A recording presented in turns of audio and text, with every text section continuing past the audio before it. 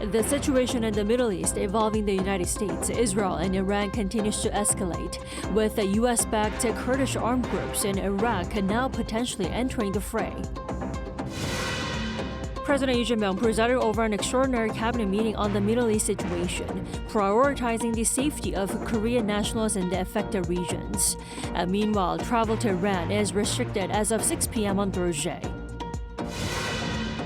Gasoline prices in South Korea have surpassed 1,801 nationwide for the first time in more than 3 years, as global oil prices surge amid the escalating conflict in Iran. We begin in the Middle East. The U.S. and Israel are believed to be attempting to reshape the situation in Iran by mobilizing Kurdish forces, raising tensions as Tehran issues warnings to separatist groups. Our Cho Young-eun starts us off. Iran said it has launched strikes on Kurdish groups based in Iraq, accusing them of opposing the revolution and warning them against taking action as regional tensions escalate. State media reported that Iran's intelligence ministry targeted what it called posts of separatist groups planning to infiltrate the country through its western borders. The move comes amid reports that Washington is considering arming Kurdish groups to join the fight against Iran. Kurdish officials told the Associated Press that the United States has asked Kurdish forces to support such efforts and confirmed that they have been in contact with the U.S. authorities regarding a potential ground operation. Meanwhile, the White House said reports that President Trump had agreed to any plan to arm Iranian Kurdish forces are completely false. Israel's military is reportedly targeting Iran's police and security officials accused of violently suppressing protests.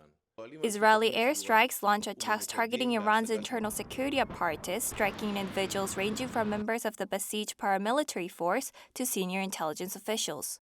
The United States and Israel has also struck several domestic security facilities. Among them was the Tehran headquarters of the Islamic Revolutionary Guard Corps. Israeli officials aim to weaken Iran's security system from the air to create space for a broader uprising against the Islamic government on the ground. Iranian foreign minister accused Washington of committing an atrocity after an Iranian naval vessel was sunk in the Indian Ocean and warned it would bitterly regret the precedent it has set. His words came after the U.S. officials confirmed that the U.S. submarine sank an Iranian warship in the southern coast of Sri Lanka, describing the attack as part of Washington's expanding campaign against Tehran. U.S. Defense Secretary said the strike demonstrated the reach of U.S. forces, noting it a quiet death sunk by a torpedo and saying that they thought it was safe in international waters. Cho Young-eun, Arirang News. South Korea's Ministry of Foreign Affairs has issued a travel ban for Iran as of 6 p.m. on Thursday due to the deteriorating situation in the Middle East. And now, under this measure, the entirety of Iran is now designated as a travel ban zone. Individuals who visit or stay in Iran without exceptional passport use authorization may be subject to criminal penalties under the Passport Act. And with the tensions rising in the Middle East, President Lee Jae-myung held an extraordinary cabinet meeting to assess the potential impact on South Korea and discuss possible response measures. Our Blue House correspondent Song Yu-jin has the details. Just a day after returning from his 4-day trip to Southeast Asia, President Lee Jae-myung convened an extraordinary cabinet meeting on Thursday to discuss the situation in the Middle East. 중동 지역 위기가 고조되면서 글로벌 경제 안보 환경이 많이 악화되고 있습니다. 각 부처는 엄중한 상황 인식을 바탕으로 예상 가능한 모든 문제들에 대해서 신속한 대책을 빠짐없게 또 세밀하게 추진해 나가야 되겠습니다. He described the safety of Korean nationals in affected regions as the government's most urgent priority. He instructed officials to closely monitor the situation and prepare contingency plans for possible emergency evacuations, including the use of military aircraft and chartered flights if necessary. We will dispatch 2 ambassador-level officials with experience in the Middle East and consular affairs on Thursday night to lead a government joint rapid response team. As a precaution, we will also issue advisories on the ground and prepare for possible evacuation operations. The president also urged vigilance over potential economic fallout from the closure of the Strait of Hormuz, through which about a fifth of the world's oil is shipped. He placed particular emphasis on energy supplies such as crude oil and gas, noting that disruptions would have direct repercussions across related industries and people's livelihoods. 원유, 가스, 나프타 등에 대한 긴급 수급 안정책과 함께 중장기적으로 수입처를 다각화하는 방안을 신속하게 추진해 주시기 바랍니다. According to the industry ministry, the country holds petroleum reserves equivalent to roughly 7 months of supply. For natural gas, supplies could last until late November, assuming contracted shipments from sources such as Australia and the United States continue as planned. President Lee says if handled properly, the situation could rather serve as a chance to strengthen the economy, from stabilizing South Korea's overheated financial markets to accelerating its transition away from crude oil to renewable energy. 송유진, Arirang News. Now, as you saw, the president has addressed the impact of the Middle East conflict on the nation's economy. Meanwhile, oil prices surged past the 1,801 mark for the first time in recent years. Our Kim Do-yeon has more. At the extraordinary cabinet meeting held on Thursday due to the Middle East situation, President Lee Jae-myung emphasized protecting the economy.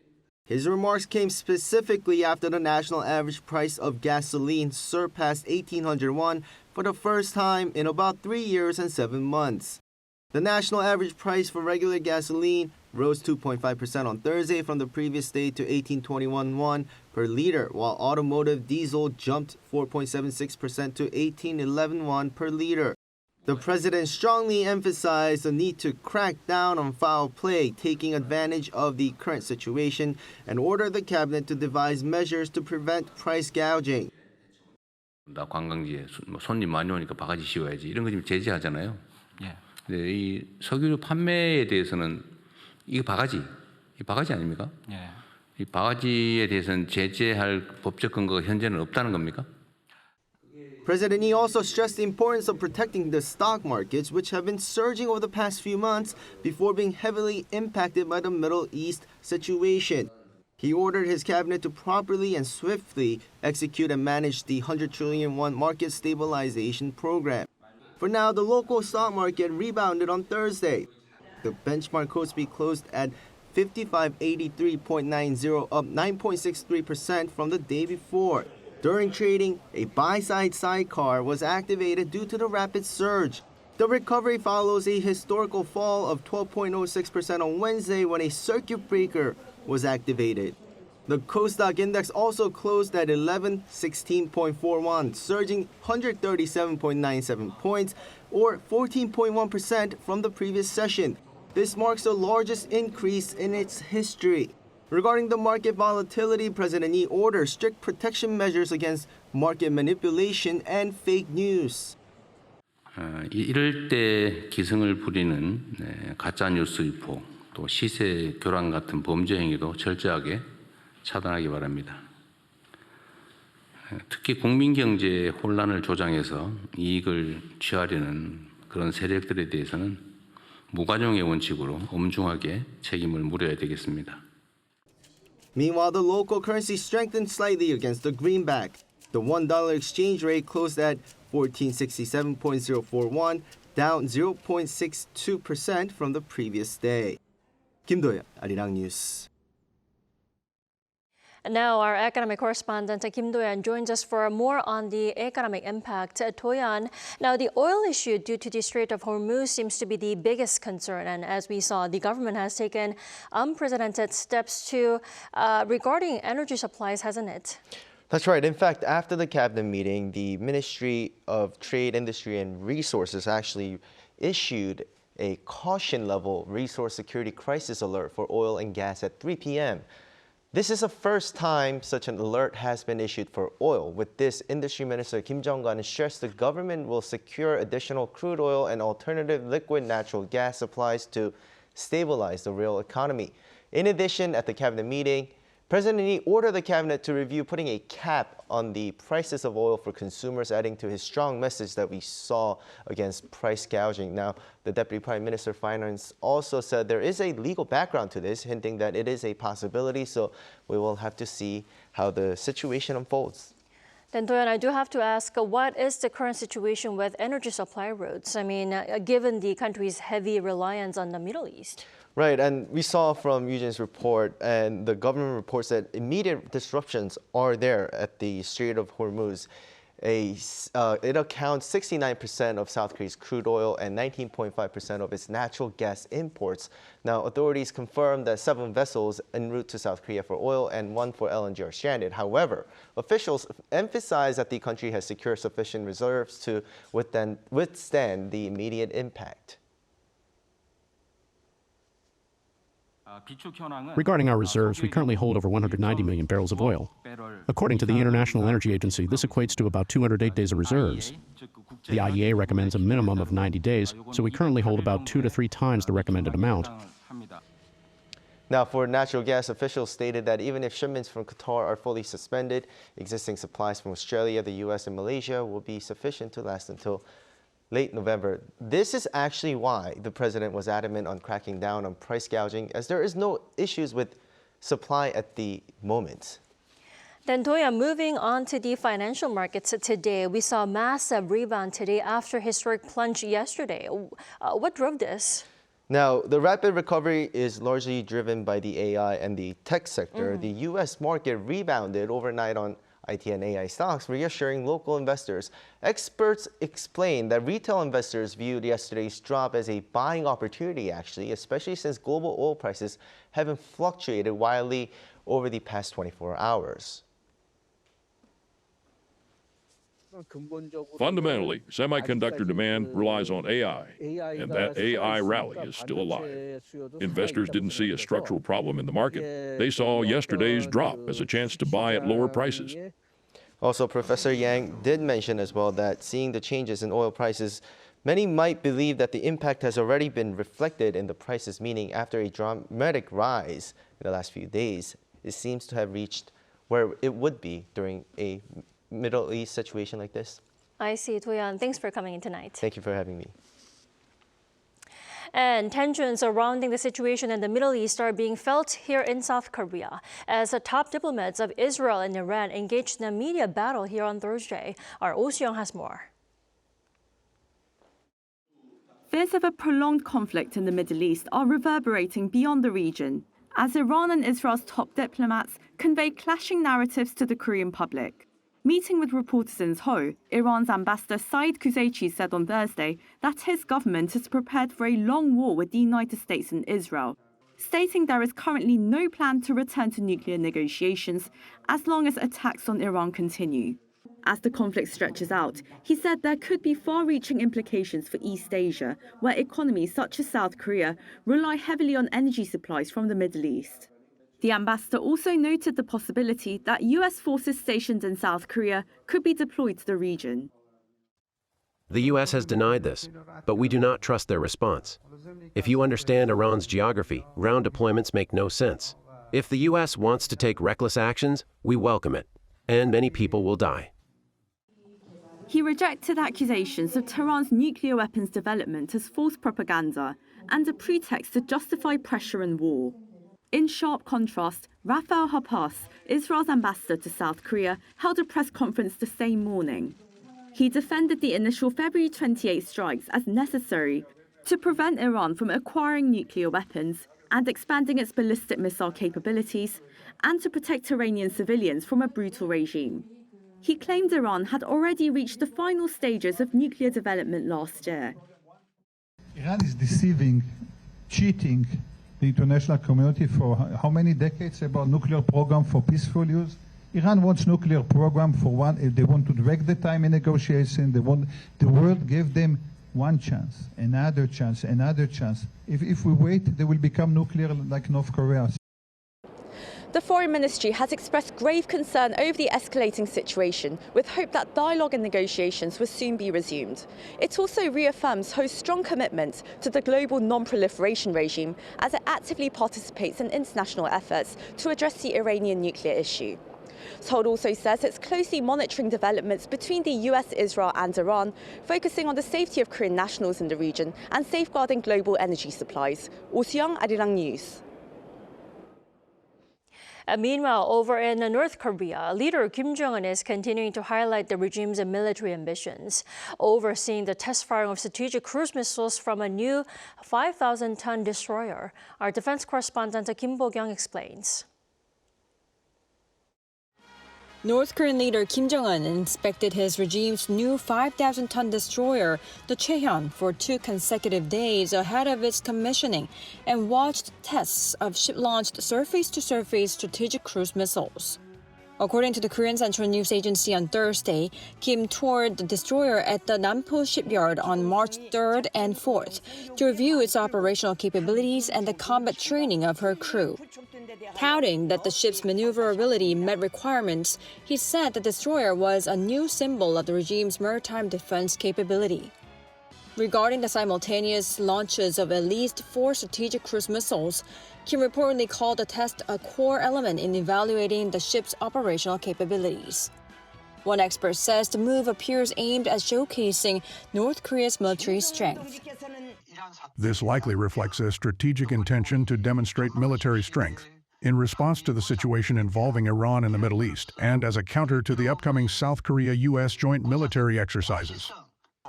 Kim ordered the construction of a further 2 Cheon-class warships displacing 5,000 tons or more every year for the next 5 years, underlining the need to boost the regime's maritime capability.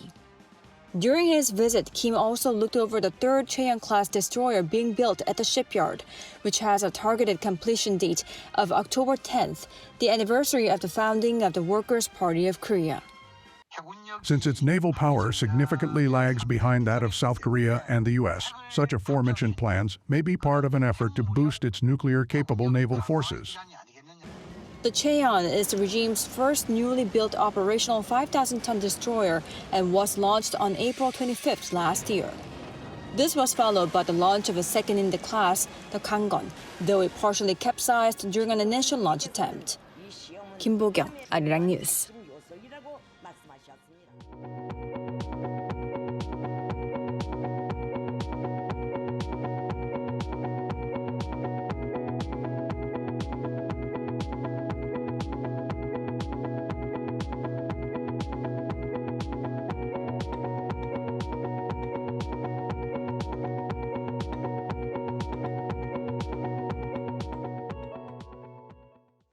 President Lee Jae-myung and First Lady Kim Hye-kyung hosted the South Korean athletes and staff who took part in the 2026 Milan Cortina Winter Olympics for a luncheon at the Blue House on Thursday. 대한민국을 가슴에 새기고 한계를 뛰어넘는 도전으로 뜨거운 감동과 자부심을 안겨준 대한민국 국가대표 선수단 여러분, 여러분들이 대한민국의 자부심입니다. 고맙습니다. The president also thanked the coaching staff and the Korean Spartan Olympic Committee's medal service team who prepared food for the athletes throughout the games. The president also pledged full government support for winter sports, including expanding training facilities that meet international standards. Shifting gears, over in Barcelona, Korea's smaller businesses are sharing their technological innovations at this year's Mobile World Congress. Our Park Junan tells us more. At the Mobile World Congress, companies, exhibitors, and potential buyers from 200 countries gather to discover hidden gems in the tech world. It's not just global mega companies that showcase their latest technologies. Here at MWC, there are dedicated pavilions like this one to promote small and medium-sized Korean businesses. This year, 131 SMEs from Korea participated to showcase technologies tailored for global markets. Among them, there was one company which was nominated for this year's Global Awards, often called the Oscars of the mobile industry. That company was N-Open. It provides biometric authentication and identity verification solutions using on-device AI and a physically isolated token system, enabling secure authentication without relying on servers or the cloud. We are extremely proud that our solution was nominated for the GLOMO Awards, especially given the challenging environment for entering the biometrics market in Europe. Going forward, we will continue to make every effort to ensure that our solution can make a full-scale entry into the European market. A potential buyer from Spain who visited Korea Trade Investment Promotion Agency's pavilion praised the technology on display. I think the main interest is the technology of Korean companies, because Korean technology is amazing, is cutting edge, one of the best in the world. Apart from sales, which is our core objective, we can also support them in all the regulatory compliance and the setup process. As of Wednesday local time, participating SMEs had recorded 556 business consultations, with expert consultations reaching around $195 million and contracts under negotiation totaling $18.6 million. Park Junan, Arirang News, Barcelona. This year marks the 140th anniversary of diplomatic relations between Korea and France, and plenty of cultural events are being prepared to further strengthen ties. Our culture correspondent Park Gwanu tells us more. Kicking things off in March will be a collaboration between South Korea's Busan Philharmonic Orchestra and French musicians. Yes, I'm really excited to perform here for this beautiful event and to perform for my first time. Also to discover a bit about the country and the culture, I hope, and the audience. The orchestra's principal conductor said he enjoys collaborating with Korean artists, while also sharing his experience working with K-pop acts like Stray Kids earlier this year. What was really extraordinary was the reception of the audience, and the public was right behind me, and I could hear like 30,000 French, and they know all the lyrics. Music and culture is more globally shared, so I would say it belongs to everyone. Yeah, it's a really special experience to be able to make music here in Korea. After becoming the most streamed K-pop group in France last year, Stray Kids saw member Felix named an honorary ambassador for the 140th anniversary of Korea-France diplomatic ties, alongside legendary movie star Chun Ji-yeon.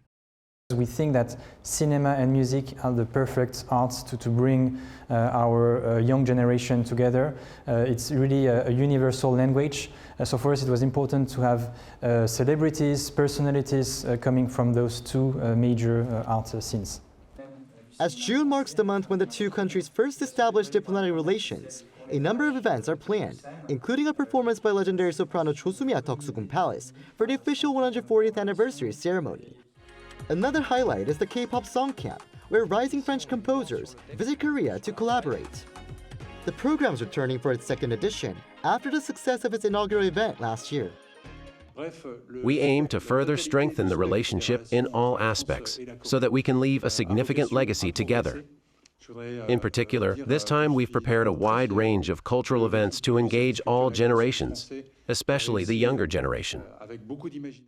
With more and more of these cultural events set to take place around the corner, the bilateral relationship between Korea and France is expected to grow even stronger throughout the year. Park Gwanu, Arirang News.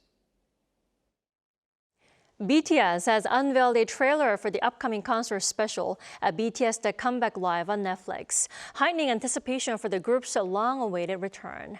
Now, the clip features flashbacks of past concerts and the cheers of fans known as ARMY, as the members share how much they have missed performing together on stage. Also in the clip, the leader RM says, "We promised our fans that we'll be back," reflecting the group's commitment to return. The live event will be live streamed from Gwanghwamun Square on March 21st at 8 p.m. Korea time and introduce the tracks from the group's fifth album, Arirang, a 14-song album led off by the track Swim.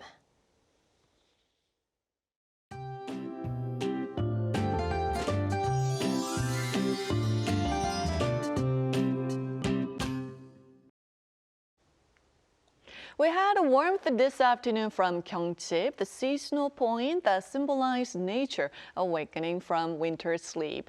However, rain and snow started this evening from the west, and most regions will receive 5 to 20 millimeters of rainfall, while mountainous regions of Gangwon-do province and central inland regions might get snow instead through tomorrow. And today's wet weather will bring colder air to the country. Afternoon highs in most parts will be 4 to 5 degrees Celsius lower than today.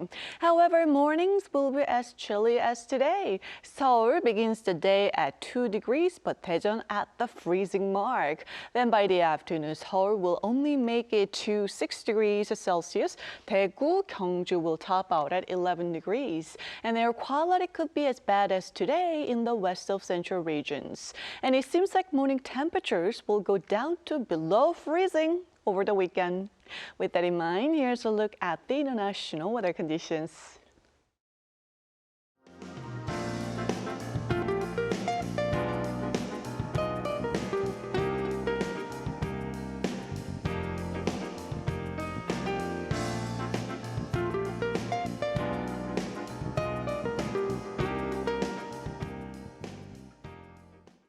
That is all we have for tonight. I'm Kim Dami. Thanks for watching.